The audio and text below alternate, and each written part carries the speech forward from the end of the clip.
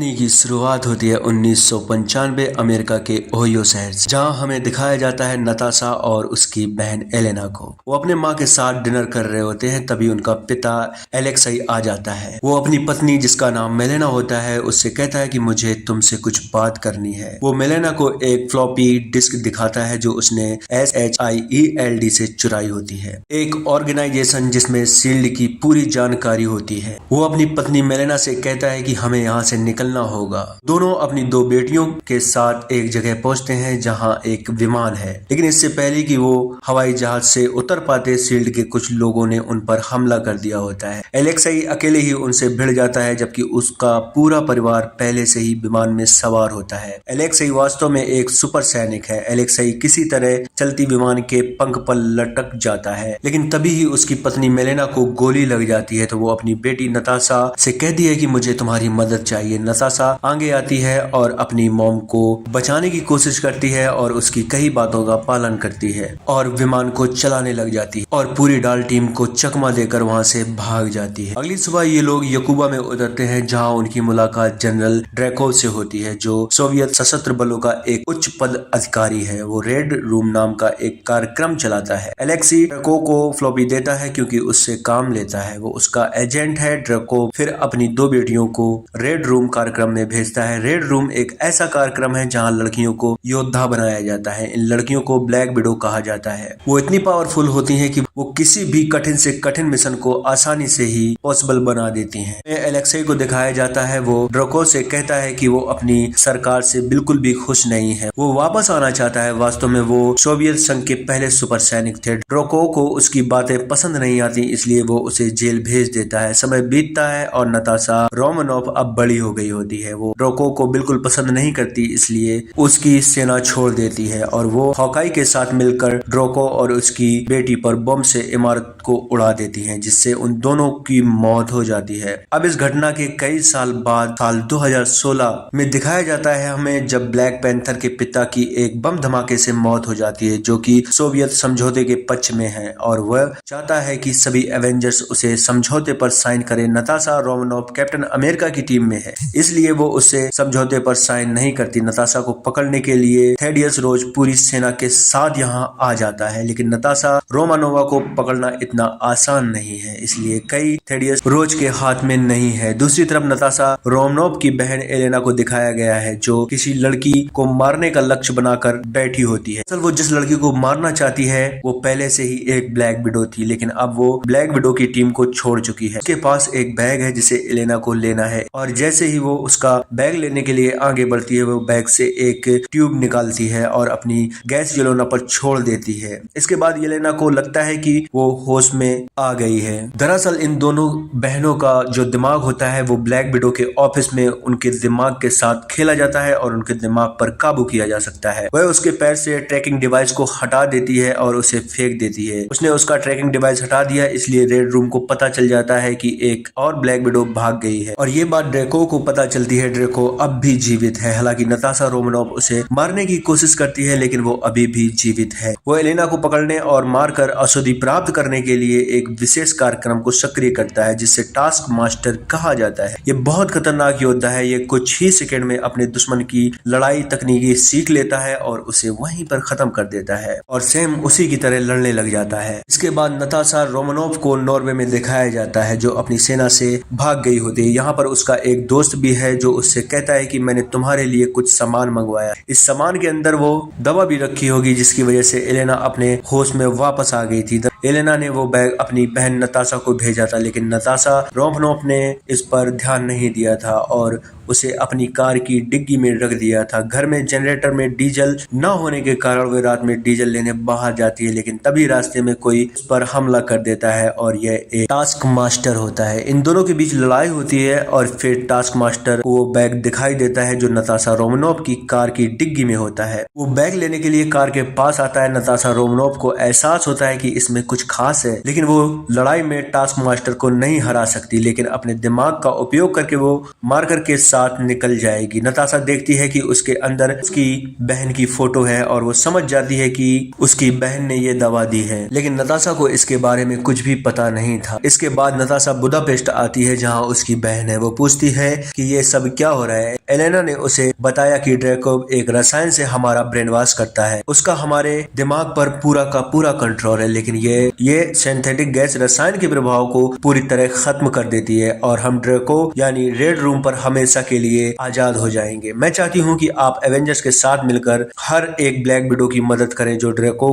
के कब्जे में है। नताशा रोमनोव कहती है कि ऐसा नहीं हो सकता क्योंकि मैंने कई साल पहले हॉकाई से ड्रो को बम से उड़ा दिया था और उसके साथ ही रेड रूम जहां ब्लैक विडो को बनाया गया था वह भी समाप्त हो गया था। एलेना कहती है कि यदि आप ऐसा सोचते हैं तो यह सिर्फ आपके दिमाग का भ्रम है, ड्रेको अब भी जीवित है। नताशा रोमनोव एवेंजर की मदद नहीं ले सकती क्योंकि सोवियत समझौते के कारण एवेंजर्स टीम खत्म हो चुकी है। दोनों बात कर रहे होते हैं जब ब्लैक विडो की टीम उन पर हमला कर देती है। एक ब्लैक विडो गिर जाती है और गंभीर रूप से घायल हो जाती है। नताशा रोमनोव उसके सामने आती है और वह उसकी मदद करना चाहती है। फिर हमें ड्रेको दिखाया जाता है जो अपने नियंत्रण कक्ष में होता है। एक लड़की नताशा के सामने होती है, वो उसको जान देने के लिए मजबूर करता है। वो अपनी जान दे देती है और नताशा रोमनोव अब अपनी बहन के साथ वहां से भागती है। अब यहाँ टास्क मास्टर आ जाता है जो उनका पीछा करना शुरू कर देता है, लेकिन वो उसे धोखा देने में कामयाब हो जाती हैं। अब दोनों ने निर्णय लिया कि वो अपने पिता को सोवियत जेल से मुक्त कराएंगी क्योंकि उन्हें किसी भी कीमत पर रेड रूम तक पहुंचना है जिसके बारे में कोई भी कुछ नहीं जानता वो कहां पर है, क्योंकि ब्लैक विडो को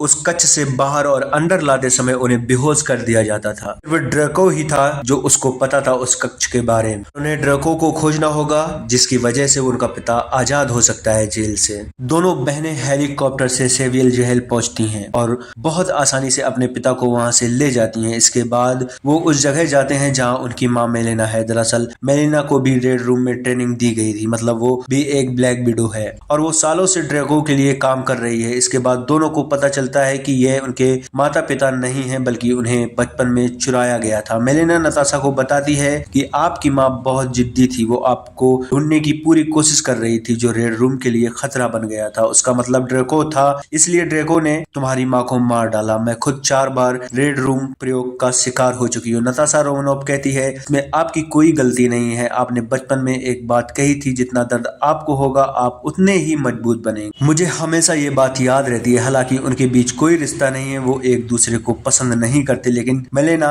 यहाँ भावुक भी हो जाती है और वो नताशा रोमनोव से कहती है कि मैंने रेड को बता दिया था कि तुम लोग यहाँ हो क्योंकि आज भी वो ड्रेको के लिए काम करती है। अगले ही पल ड्रेको की टीम यहाँ आ जाती है। मेलेना उस औरत और नताशा रोमनोव को बेहोश कर देती है। ड्रेको के लोग एलेक्सी पर गोली चलाते हैं और उसे भी बेहोश कर देते हैं और अब मेलेना ड्रेको की टीम के साथ उन्हें हेलीकॉप्टर से ऊपर ले जाती है जहाँ ड्रेको रहता है। दरअसल उसके पास एक विशाल हेली कैरियर है, वह लाल कमरा है। यह वह जगह है जहाँ प्रशिक्षित करके ब्लड विडो बनाया जाता है। यह जगह जमीन पर नहीं है इसलिए इसके बारे में कोई नहीं जानता, लेकिन अब ये सभी लोग उस जगह पर पहुंच गए हैं। इसके बाद मेलिना ड्रेको के पास जाती है, लेकिन ड्रेको समझ जाता है कि वो मेलिना नहीं है और वो नताशा रोमनोव है। दरअसल नताशा ने मेलिना का मास्क पहन रखा होता है और वो नताशा ही होती है। उन्होंने ये प्लान इसलिए बनाया ताकि नताशा ड्रेको तक पहुंच सके और अब ड्रेको नताशा के सामने है और वो उस पर बंदूक तानती है, लेकिन अगर वो चाहती भी तो उस पर गोली नहीं चला सकती थी। ड्रेको उसे चाकू देता है और कहता है कि तुम कोशिश करो, लेकिन वो उस पर चाकू से भी हमला नहीं कर सकी। नताशा ड्रेको से पूछती है कि तुम मुझे कैसे नियंत्रित कर पा रहे हो। वो उससे कहता है कि मैं तुम्हें नियंत्रित नहीं कर रहा हूँ, ये सब स्त्री लोक का कमाल है जो मैंने तुम्हारे मस्तिष्क में तुम्हारे तांत्रिक तंत्र में जोड़ा हुआ है। मेरी खुशबू कभी भी तुम्हें मुझ पर हमला नहीं करने देगी, तुम चाहकर भी मुझे नुकसान नहीं पहुंचा सकते। जहाँ टास्क मास्टर ड्रेको भी उसे अपना मुखौटा उतारने के लिए कहता है और जब मुखौटा उतरता है तो उसके पीछे एक लड़की होती है। वो ड्रेको की अपनी बेटी है जिसके बारे में नताशा को लगा कि उसने उसे मार दिया है, लेकिन वो अभी भी जीवित है। ड्रेको बताता है कि मैंने उसके मस्तिष्क में एक विशेष चिप लगाई है जिसके कारण वह एक अदृश्य सैनिक बन जाती है। वो किसी भी कार्रवाई की नकल कर सकती है और उसे हराना इम्पॉसिबल है। हमें मेलेना को दिखाया गया है जो एलेक्साई को आजाद कराने की कोशिश करती है। एलेना जिसके दिमाग में वही रसायन फिर से डालने जा रहे होते हैं, जिसके बाद फिर से ब्लैक विडो को बाकी हिस्सों की तरह वो फिर से ड्रेको की गुलाम बन जाएगी। लेकिन मेलेना ने अपनी जेब में एक चाकू रखा होता है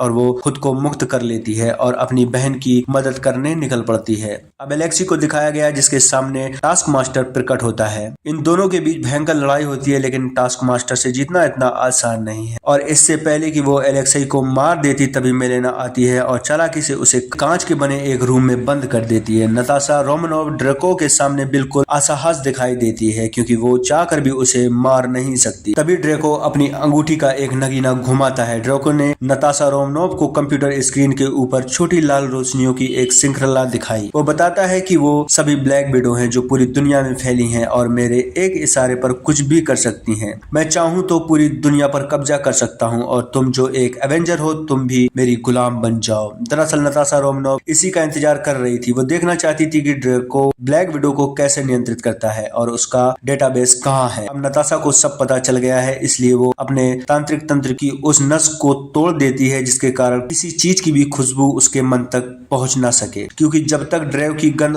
नताशा की नाक तक पहुंचती रहेगी जो ड्रेको ने उसे और हर ब्लैक विडो पर रखा था, इसलिए ये सक्रिय रहेगा और वो ड्रेको पर हमला नहीं कर सकेगी और वो उसके तांत्रिक तंत्र को अपनी तंत्रिका से तोड़ देती है, जिसके कारण ड्रेको की गंध उसके दिमाग तक नहीं पहुंचती। इसलिए वो ड्रेको पर हमला करती है और उसे बहुत बुरी तरह पीटती है और फिर ड्रेको की ब्लैक विडो की टीम आती है। ड्रेको इसे खत्म करने के लिए कहता है और अब पूरी ब्लैक विडो टीम नताशा पर हमला करती है। एक क्षण ऐसा आता है जब नताशा को ब्लैक विडो की टीम घेर लेती है और इससे पहले कि वो नताशा को मार सके एलेना वहां आ जाती है और सिंथेटिक गैस का विस्फोट करती है जो एक मारक है और जब इसका धुआं सभी ब्लैक विडो की नाक में जाता है तो सभी ब्लैक विडो अब होश में आ जाती है, मतलब अब ड्रेको के नियंत्रण में नहीं है। यही एलेना को दिखाया गया है जो इस हेली कैरियर को विस्फोट कर देती है और अब ये बहुत तेजी से जमीन पर गिरने लगता है। नताशा रोमानोव ड्रेको के कंप्यूटर से डेटा और उसका एक चित्र बनाती है जो इस दुनिया में जितनी भी ब्लैक विडो हैं सबका नक्शा उसके पास हो जाए और वो 2 मारक दवाओं की एक बोतल भी उठा लेती है ताकि और आधुनिक बना सके, ताकि वो सभी ब्लैक विडो को ठीक कर सके। इसका मतलब यह है कि ड्रेको के नियंत्रण से बाहर लाया जा सके। हमें एलेक्सी और मेलेना को दिखाया गया है जो विमान से बाहर निकल रहे होते हैं, लेकिन वो नताशा और एलेना को भी बचाना चाहते हैं। अब नताशा को दिखाया गया है जो टास्क मास्टर को कांच के अंदर बंद कर देती है। वो जानती है कि वो ड्रेको की बेटी है। वो जानती ये भी है कि आज उसकी जो भी हालत है उसके लिए नताशा ही जिम्मेदार है, इसलिए उसने मानवता दिखाकर उसे मुक्त कर दिया। टास्क मास्टर द्वारा उसे खत्म करने से पहले एक बड़ा विस्फोट हुआ और नताशा रोमानोव हेलीकॉप्टर से लटकी होती है। वहीं हमें ड्रेको को दिखाया जाता है जो अपने आदमियों के साथ हेलीकॉप्टर से जा रहा होता है, लेकिन इससे पहले कि वो ऐसा कर पाता एलेना उसके पास पहुंच जाती है और विमान के पंखे के ब्लेड पर एक छड़ी रखकर वह उसे उड़ा देती है, जिसके कारण उसकी मृत्यु हो जाती है। अब एलेना गिरने लगती है और जब नताशा ये देखती है तो वो पैराशूट का बैग लेकर उसकी ओर जाती है और उसे पकड़ लेती है। पैराशूट खोल देती है और दोनों ऊपर उड़ने लग जाते हैं। तभी वहाँ टास्क मास्टर को अपनी उड़ते हुए देखती है कि वो हमारी तरफ आ रहा है। अब नताशा अपनी बहन को छोड़ देती है और टास्क मास्टर और नताशा के बीच लड़ाई शुरू हो जाती है, लेकिन जमीन पर गिरने से पहले नताशा अपना